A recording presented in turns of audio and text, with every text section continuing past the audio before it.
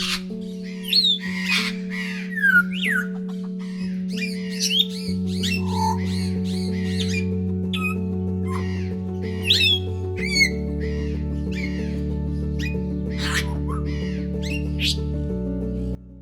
باللہ من الشیطان الرجیم بسم اللہ الرحمن الرحیم اللہم صلی علی سیدنا و مولانا محمد وعلی آل سیدنا و مولانا محمد وبارک وسلم۔ بعض پرندوں کا اس بیان کو سن کر مر جانا۔ اس بیان کو سن کر تمام پرندے غم و اندوہ میں سرنگوں ہو گئے۔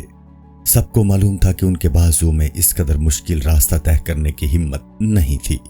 اس بات کو سن کر سب بے قرار اور بے چین ہو گئے اور بعض اس جگہ روتے روتے مر گئے۔ جو کچھ ان پر اس راستہ میں گزری اس کی تفصیل بیان نہیں ہو سکتی۔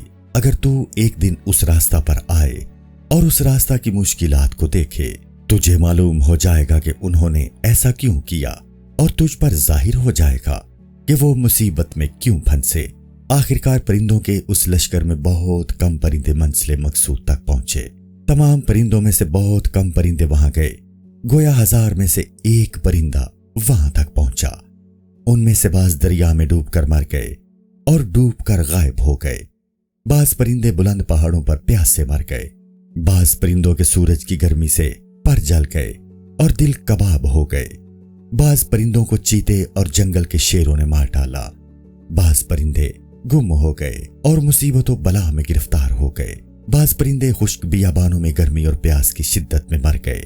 بعض پرندے دانے کی آرزو میں دیوانے ہو گئے۔ بعض پرندے راستے کی تکان کی وجہ سے تھک گئے اور دوسرے پرندوں سے پیچھے رہ گئے۔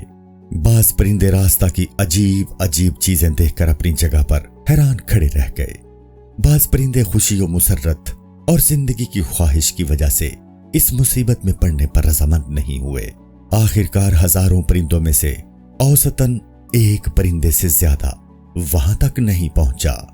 تمام راستہ میں پرندہ ہی رہ گئے اور آخرکار وہاں تک 30 پرندے یعنی سی مرغ پہنچے۔ وہ پرندے بغیر مال و دولت کے تھے، بہت تھکے ہوئے تھے اور رنجیدہ تھے۔ ان کے دل ٹوٹ چکے تھے اور بہت غمگین تھے۔ انہوں نے ایک درگاہ دیکھی جس میں بہت زیادہ اوصاف تھے جنہیں عقل اور معرفت محسوس نہیں کر سکتی۔ بے نیازی کی بجلی اسی طرح کوند رہی تھی جو ہزاروں جہانوں کو ایک سانس میں جلا دیتی تھی۔ وہاں ہزاروں سورج، چاند اور تارے جمع تھے۔ سب پرندے انہیں دیکھ کر حیران ہو گئے اور ذروں کی طرح سورج کی روشنی میں ناچنے لگے۔ سب نے کہا کہ یہ عجیب بات ہے کہ سورج اس بڑی درگاہ میں ذرہ جیسی حقیقت رکھتا ہے۔ اگر ہم اس جگہ گئے تو ہمارے راستے کی تکالیف پر بہت افسوس ہے، کیونکہ جب سورج جیسی بڑی ہستی یہاں کوئی حقیقت نہیں رکھتی تو پھر ہماری کیا ہستی ہے۔ چنانچہ ہماری محنت بیکار گئی۔ وہ سب نا امید ہو گئے اور کہا کہ جو ہم سوچ رہے تھے وہ بات حاصل نہیں ہو سکتی، یعنی سی مرغ کا وصال حاصل نہیں ہو سکتا۔ اس جگہ تو سینکڑوں آسمان خاک کے ایک ذرہ کے برابر حقیقت رکھتے ہیں، چاہے وہاں ہم جائیں یا نہ جائیں، وہاں کسی کو ہماری کیا پرواہ ہے۔ وہ تمام پرندے نا امید ہو کر رہ گئے اور نیم بسمل پرندوں کی طرح تڑپنے لگے۔ وہ سب اپنی اس حالت میں محو ہو گئے اور اسی طرح چند دن گزر گئے۔ آخرکار اس بڑی مرتبے والی درگاہ سے ایک باعزت نقیب ان کے پاس آیا۔ عزت کے نقیب کا آنا۔ اس نے 30 پرندوں کو عاجز و ناتواں دیکھا، نہ ان کے پر باقی تھے اور نہ ان میں جان ہی تھی۔ تمام پرندے سر سے لے کر پاؤں تک حیرت میں پھنسے ہوئے تھے اور کسی پرندے کے بالوں پر اور کسی پرندے کے بال اور بازو سلامت نہیں تھے۔ اس نقیب نے پوچھا کہ تم پرندے کون سے شہر سے آئے ہو اور اس جگہ کیوں آئے ہو؟ اے بے فائدہ کام کرنے والو، تمہارے نام کیا ہیں اور تمہیں آرام کہاں ملتا ہے؟ یعنی تمہارا وطن کہاں ہے؟ تمہیں دنیا میں کس نام سے پکارتے ہیں اور تمہاری ان مٹھی بھر ہڈیوں سے کیا کام لیا جاتا ہے؟ یعنی تم کیا کام کرتے ہو؟ سب نے کہا کہ ہم یہاں اس لیے آئے ہیں کہ سیمرغ ہمارا بادشاہ ہو جائے۔ ہم اس کے لیے مارے مارے پھر رہے ہیں اور اس کے غلام ہیں اور اس کے لیے بے قرار ہیں۔ ہم بہت مدت تک سرگرداں پھرنے کے بعد اس جگہ پہنچے ہیں اور ہزاروں پرندوں میں سے ہم صرف 30 پرندے باقی بچے ہیں۔ ہم اس قدر دور سے صرف اس امید پر آئے ہیں تاکہ ہمیں اس درگاہ میں حاضر ہونے کا موقع مل سکے۔ اگر بادشاہ یعنی سیمرغ مناسب سمجھے اور ہماری مصیبت کو پسند کرے تو ہماری طرف یہ مہربانی سے دیکھ لے۔ اس نقیب نے کہا کہ اے دیوانو، تم پھول کی طرح خون میں کیوں نہائے ہوئے ہو؟ خواہ تم دنیا میں رہو یا مر جاؤ، بادشاہ یعنی سیمرغ ہمیشہ تمہاری بندگی و اطاعت سے آزاد ہے، یعنی اسے تمہاری ضرورت نہیں ہے۔ لاکھوں فوج و لشکر سے بھرے ہوئے جہان اس کے دروازے کے سامنے ایک بال سے زیادہ حقیقت نہیں رکھتے۔ تم سے سوائے رنجیدہ ہونے کے اور کیا امید ہو سکتی ہے؟ اس لیے اے فقیرو، تم واپس چلے جاؤ۔ اس بات سے سب بہت مایوس ہو گئے۔ اسی وقت ایک خوشخبری آئی۔ سب نے کہا کہ اے بڑے مرتبہ والے بادشاہ یعنی سیمرغ، اگر تو ہمیں سرگردان اور پریشان ہی رکھنا چاہتا ہے، اس حکم سے ہم ذلیل و خوار نہیں ہوں گے، اور اس افارگی اور خوارگی پر بھی ہمیں غرور ہوگا۔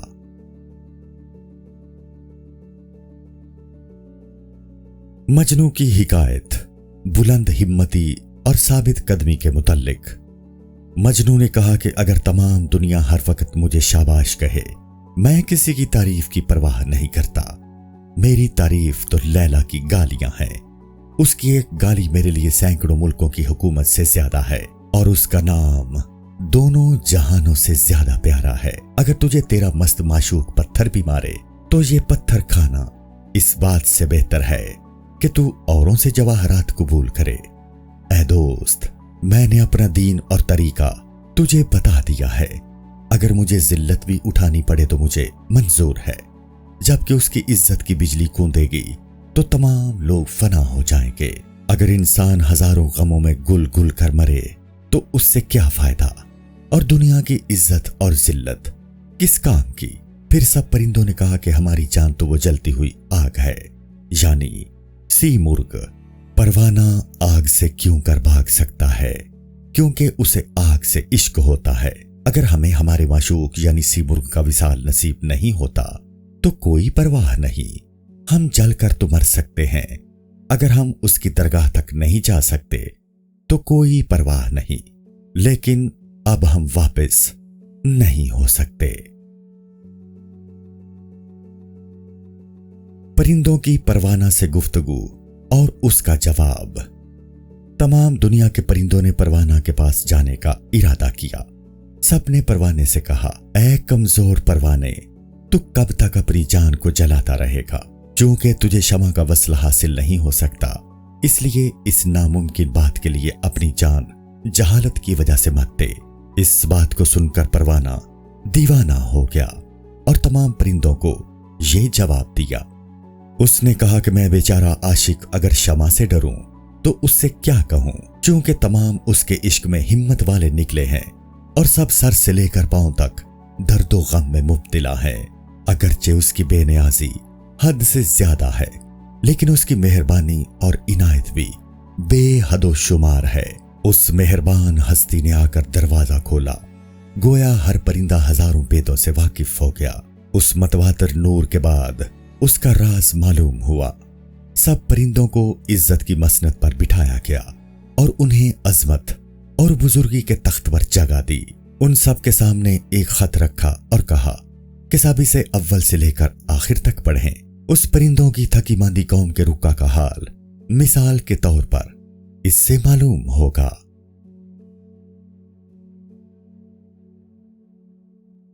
حضرت یوسف علیہ السلام کے بھائیوں کا انہیں فروخت کرنا۔ ستارے جیسے یوسف کو کالے دانوں کی طرح جلا دیا، یعنی آپ کے 10 بھائیوں نے آپ کو فروخت کر دیا۔ مصر کے بادشاہ نے جب حضرت یوسف علیہ السلام کو ان کے بھائیوں سے خرید لیا، ان سے ایک رسید مانگی، کیونکہ اس نے بہت سستا خریدا تھا۔ ان لوگوں سے اسی جگہ رسید لکھوائی और उन 10 भाइयों को बतौर गवाह के उस पर लिखवाया। जब अजीज मिस्र के बादशाह का लक़्ब होता है ने हजरत यूसुफ को खरीद लिया तो एक माजरत का खत हजरत यूसुफ अलैहिस्सलाम के पास भेजा। आखिरकार जब हजरत यूसुफ अलैहिस्सलाम बादशाह हो गए तो आपके 10 भाई आपके पास आए।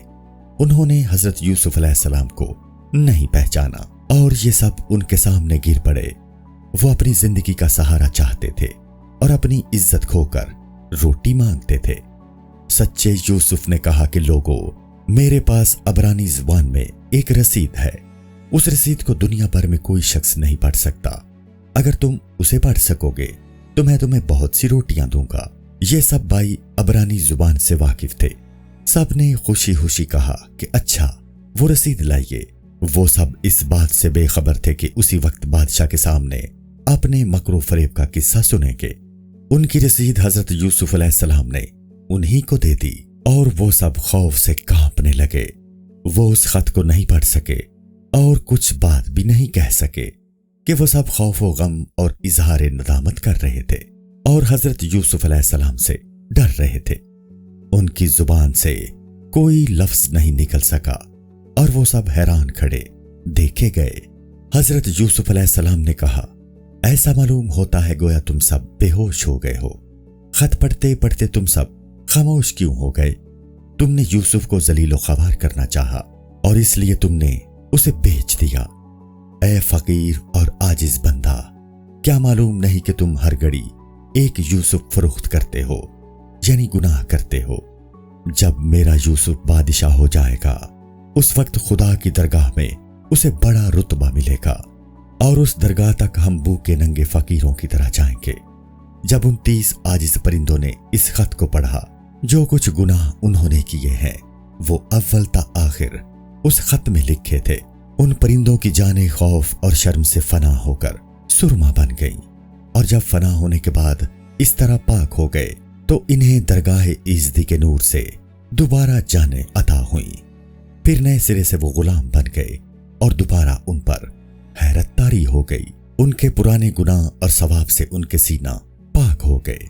सी मुर्ग से नजदीकी का सूरज उनके चेहरों पर चमका, यानी वो सी मुर्ग से करीब हो गए और सबकी जानें उसकी शुआओं से मुनव्वर हो गईं। इन 30 परिंदों के चेहरे के अक्स में उन्होंने सी मुर्ग की शक्ल देखी। पहले मिस्रा में सी मुर्ग से मुराद 30 परिंदे हैं। जब इन 30 परिंदों ने गौर से देखा तो ये 30 परिंदे खुद ही सी मुर्ग थे, यानी उस जगह अत्तार वादत वजूद का मसला बता रहे हैं कि खुदा हर जगह मौजूद है। अब ये 30 परिंदे रियाजत व अमल के बाद खुद ही सी मुर्ग निकले। सब हैरत के मारे दीवाने हो गए और उन पर नए सिरे से हैरत तारी हो गई। उन्होंने अपने आप को सी मुर्ग पाया और ये सी मुर्ग ये 30 परिंदे ही थे। जब उन्होंने सी मुर्ग की तरफ गौर से देखा, यही 30 परिंदे जो रास्ता तय करके आए थे खुद ही सी मुर्ग थे। और जब उन्होंने अपने आप को देखा तो ये खुद सी मुर्ग थे। ये सी मुर्ग थे और सी मुर्ग और परिंदों की सूरत में था। तमाम दुनिया में ये निराली बात आज तक किसी ने ना सुनी होगी। वो सब हैरत के समंदर में डूब गए और बगैर होशो अक्ल के सोच में पड़ गए, क्योंकि वो इस बात को नहीं समझे। इसलिए खामोशी की जुबान से उन्होंने सी मुर्ग से सवाल किया। वो इस भेद को मालूम करना चाहते थे और हम और तू के राज से वाकिफ होना चाहते थे। खामोशी की जुबान में उस दरगाह से जवाब मिला कि यहां एक जर्रा की हकीकत आफताब जैसी है। प्रोफेसर ब्राउन ने दूसरे मिसरा को यूं लिखा है कि बूद आईना चू आफताब, जिससे मतलब ज्यादा वाज़े हो जाता है, यानी हमारी आफताब जैसी रोशन हस्ती एक आईना के मानिंद है। जो शख्स यहां दाखिल होता है वो अपनी हस्ती को उसमें देखता है और उसकी रूह और जिस्म उसमें नजर आते हैं। जब तुम 30 परिंदे हमारी दरगाह में हाजिर हुए तो इस आईना में तुमने 30 परिंदे देखे। अगर यहां 40 या 50 परिंदे आए तो वो भी अपनी हस्ती को इस आईना में देखेंगे। अगरचे तुम बहुत ज्यादा मुसाफिर तय करके आए हो, लेकिन यहां आकर तुमने अपनी ही हस्ती देखी है और तुमने गोया अपनी ही तलाश की है। हर एक शख्स भला हमें कैसे देख सकता है? चींटी की आंख सुरैया जैसे बुलंद रुतबा सितारे को नहीं देख सकती। चींटी की नन्ही सी आंख लोहे के हथौड़े को किस तरह देख सकती है? और मामूली सा मच्छर हाथी को अपने दांत में कैसे पकड़ सकता है? जो कुछ तुम्हें ख्याल था वो दुरुस्त नहीं निकला, और जो कुछ तुम सुनते और कहते चले आए थे वो बात इस तरह नहीं हुई। वो तमाम वादियां जिन्हें तुमने तय किया है, और वो तमाम हिम्मत और मर्दान की जो तुमने इस रास्ता के तय करने में दिखाई है। तुमने जात और सिफ्त की वादी को देखा है, और तुमने हमारे कामों को क्यों कर पसंद किया है? क्योंकि तुम 30 परिंदे हैरान, मायूस और बेसब्र हो चुके हो। मेरा रुतबा सी मुर्ग से कहीं बुलंद है, क्योंकि मैं सी मुर्ग का असली जौहर हूं। अब तुम मेरी जात में महव हो जाओ, ताकि तुम अपनी हस्ती मेरी जात में हासिल कर लो। आखिरकार वो परिंदे हमेशा के लिए उसकी जात में गायब हो गए, यानी साया धूप में गुम हो गया। और बस वो रास्ता भर बातें कर रहे थे, लेकिन जब वहां पहुंचे तो ना उन्हें अपने सर की खबर थी, ना पांव का होश। बेशक यहां किस्सा खत्म होता है, क्योंकि ना रहबर रहा, ना रास्ता चलने वाले रहे, और रास्ता भी खत्म हो गया। मंसूर हल्लाज की खाक पर एक आशिक का आना। कहते हैं कि जब भड़कती हुई आग में मंसूर हल्लाज जलकर खाक हो गया, एक आशिक हाथ में लकड़ी लिए हुए आया और उस राख के ढेर पर बैठ गया। उसने आग की तरह अपनी जुबान निकाली और फिर राख को परेशान कर दिया। फिर उसने कहा कि दुरुस्त है, वो शख्स जो अनल हक मैं खुदा हूं कहता था, कहां है? जो कुछ मैंने कहा तूने सुन लिया, और जो तू जानता था वो मैंने देख लिया। ये सब बातें अव्वल ता आखिर अफसाने और कहानी से ज्यादा नहीं है, और तेरी जान इस वीराने में जाया नहीं गई। असल चीज को बेनियाज और पाक रहना चाहिए, खा इस असल के अलावा फरा, यानी वो चीज जो असल से निकले, रहे या ना रहे, इसका कुछ खौफ नहीं। यानी खुदा की हस्ती जावेद है, इंसान फरा है, इसकी जिंदगी जरूरी नहीं है। असल आफताब हमेशा चमकता रहता है, खा जर्रे और साया रहे या ना रहे।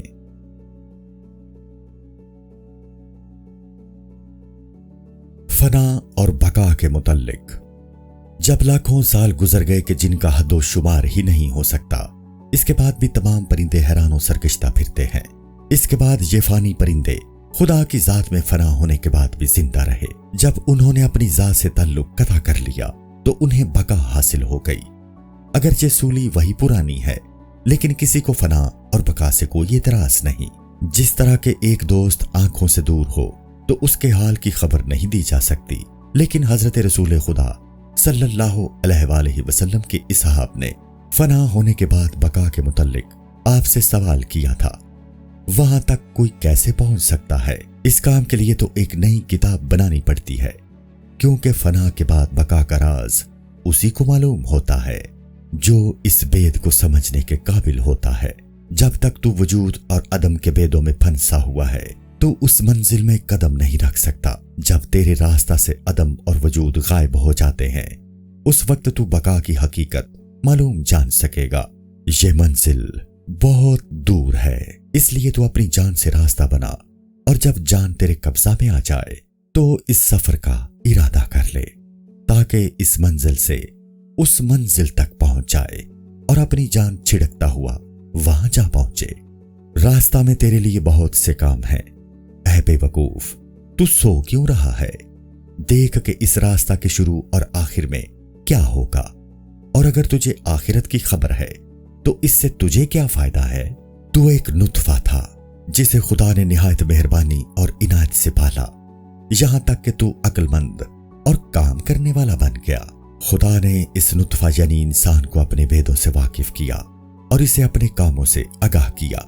इसके बाद आग में सब कुछ जला दिया اور اس رتبہ اور عزت سے بے عزتی اور ذلت میں گرا دیا، اس کو پھر خاک کر دیا اور اسے فنا کر دیا، اور اس فنا کے درمیان بھی اس سے سینکڑوں راز کہے اور اپنی خاص باتیں اس بے نیاز ہستی نے اسے بتائیں۔ اس کے بعد اس کو بقا دی اور اس ذلت کو عزت میں بدل دیا۔ تجھے کیا خبر تیرا کیا حال ہوگا؟ تو اپنے متعلق ذرا غور کر۔ جب تک تو فنا ہو کر گم نہ ہوگا اس وقت تک تجھے بقا نصیب نہیں ہو سکتی۔ پہلے تجھے ذلیل خوار کرتا ہے اور پھر اس کے بعد تجھے بڑا مرتبہ عنایت کرتا ہے۔ پہلے تو فنا ہو جا تاکہ تجھے ہستی عطا ہو۔ جب تک تو زندہ ہے اس وقت تک تجھے بقا حاصل نہیں ہو سکتی۔ جب تک بادشاہ کا تجھ پر عتاب اور غصہ نہیں ہوگا اس وقت تک تو بادشاہ کے خاص بندوں میں داخل نہیں ہو سکتا۔ جب تک تو بالکل فنا نہیں ہوگا اس وقت تک تجھے خدا کی درگاہ سے عزت حاصل نہیں ہو سکتی۔ السلام علیکم۔ پوری کتاب دیکھنے کے لیے ہمارے یوٹیوب چینل صوفی سما کی پلے لسٹ میں جائیں۔ یہاں آپ کو مختلف بزرگوں کی کتابیں ملیں گی، اور جو کتاب پوری نہ ہوئی اس پر کام تیزی سے ہو رہا ہے اور ریگولر بیسس پر اپلوڈ ہوتی رہتی ہیں۔ آپ سے گزارش ہے کہ آپ ہمارے یوٹیوب چینل کو سبسکرائب کر لیں اور بیل نوٹیفیکیشن پر کلک کر لیں تاکہ ہماری آنے والی کتابیں آپ کو ملتی رہیں۔ جزاک اللہ خیر۔